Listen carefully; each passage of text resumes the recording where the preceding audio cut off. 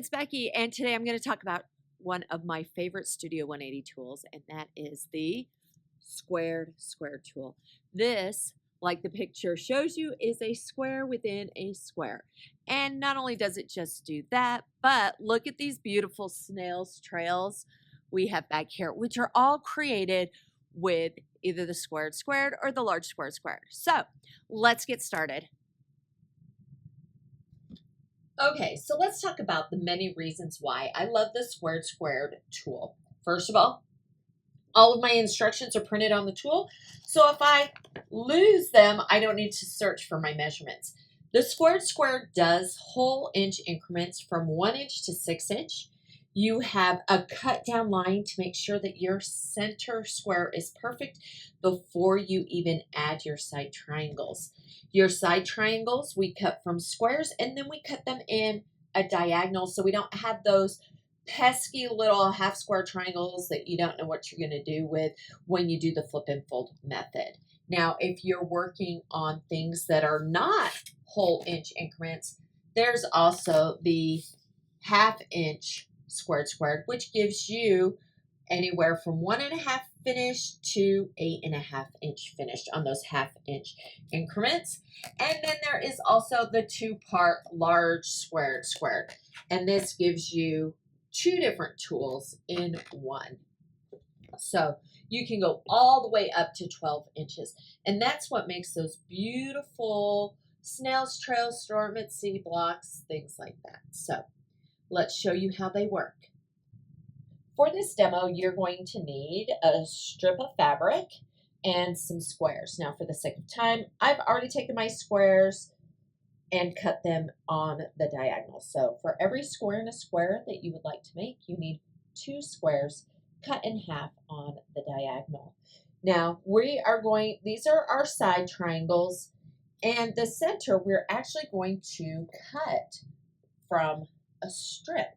We are going to cut, now I'm making 4-inch ones, so I cut my strip at 3.5 inches.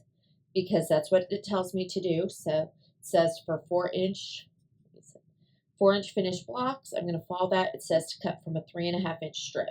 So I cut at 3.5 inches, but I'm going to shave that off.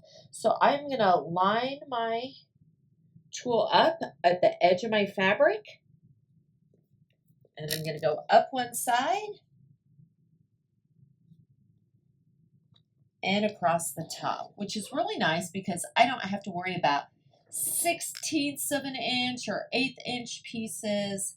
I just get my perfect center square. I don't have to think of high school algebra and Pythagoras. Deb's already done the math for me. So I'm going to start out with my perfectly measured and cut center square. Now, the next thing I'm going to do is I'm going to set my squares out, and I'm going to place those around my square, and I'm going to start with opposite sides. So I'm going to first take this side, I'm going to eyeball center it, and I'm going to sew. Now, I like to sew with my precisely cut piece on the top, so my center square, and as I've heard some people say, bias on the bottom. And then I'm also going to sew this side at the same time. So what I'm going to do is I'm going to line those up, eyeball center, put a quick stitch in those, and then press them towards the outside triangles. And ta-da, here I am. So I've added those and I've pressed them to the outside triangles, and what I like to do is I like to trim my dog ears. Now you can cut those with scissors. I'm just as happy to trim them with a rotary cutter. You just want to make sure that you keep that center square intact because you don't want to mess with that. So I'm going to trim those off.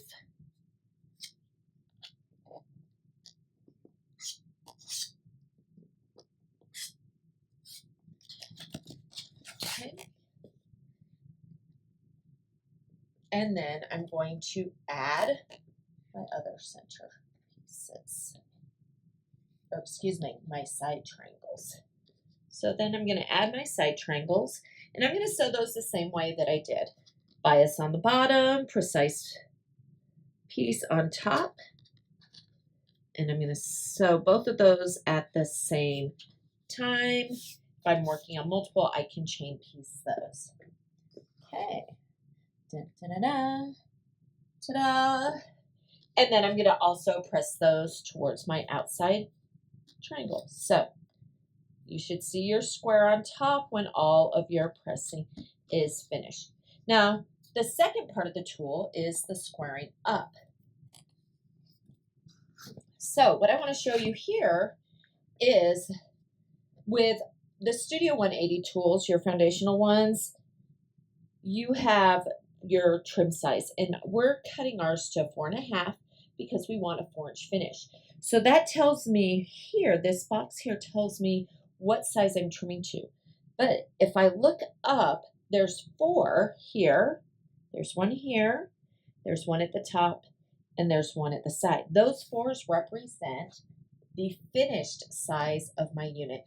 And those registration marks are going to go in the corners of my square in a square.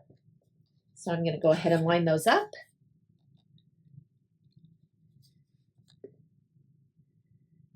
And put those squares right there in the box. And then I'm going to cut up one side. Let's see. And across the top.